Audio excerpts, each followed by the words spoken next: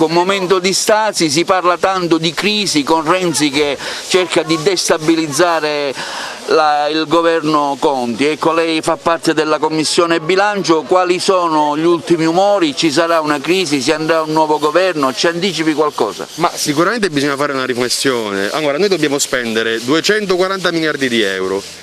C'è una crisi pandemica più grande del mondo, è iniziata una campagna dei vaccini, un momento di massima allerta anche per tutta la politica internazionale, basti vedere come succede in America, e noi in Italia abbiamo soggetti come Matteo Renzi che si permettono di destabilizzare il governo ma anche il paese e i cittadini, perché oggi dobbiamo dare serenità ai nostri cittadini e far vedere quello che stiamo facendo, lavorare tutti insieme, anche con le opposizioni, con Salvini, con la Meloni, anche se secondo me valgono veramente poco politicamente, ma bisogna fare uno sforzo di unire tutte le forze. Oggi invece la politica italiana ci insegna, noi cittadini, che per qualcuno è il momento giusto per chiedere più poltrone e noi ai certi ricatti non ci stiamo. Per noi Conte è una garanzia, Conte deve rimanere il premier di questo paese per portarci fuori dalla crisi. Renzi sta facendo una terribile figura, se ne assumerà una responsabilità più che in termini di consensi, proprio in termini di quanto male può fare al nostro paese. Però sono sicuro che con Conte, con Di Maio,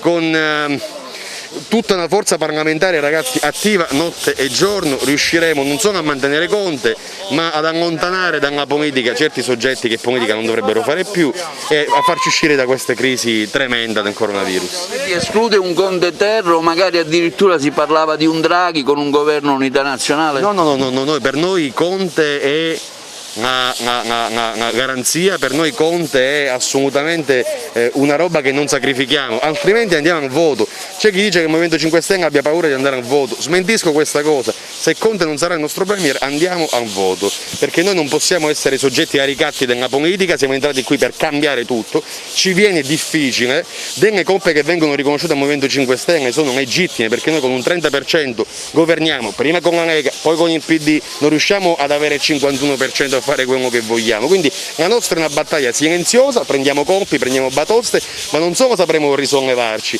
ma offriremo le garanzie maggiori ai cittadini italiani che vogliono un paese diverso. È una classe politica giovane che anche io rappresento, sono la garanzia di questo cambiamento e tanti altri si devono aggiungere. Vedi che tutti questi che sono qui dovrebbero fare tutti politica e togliere un po' di terreno a una serie di sciacalli della politica che fino adesso abbiamo vissuto soprattutto nel nostro territorio. Basti pensare a quello che succede in regione, che mentre c'è la crisi del coronavirus cosa fanno? Si alzano le pensioni, è una vergogna.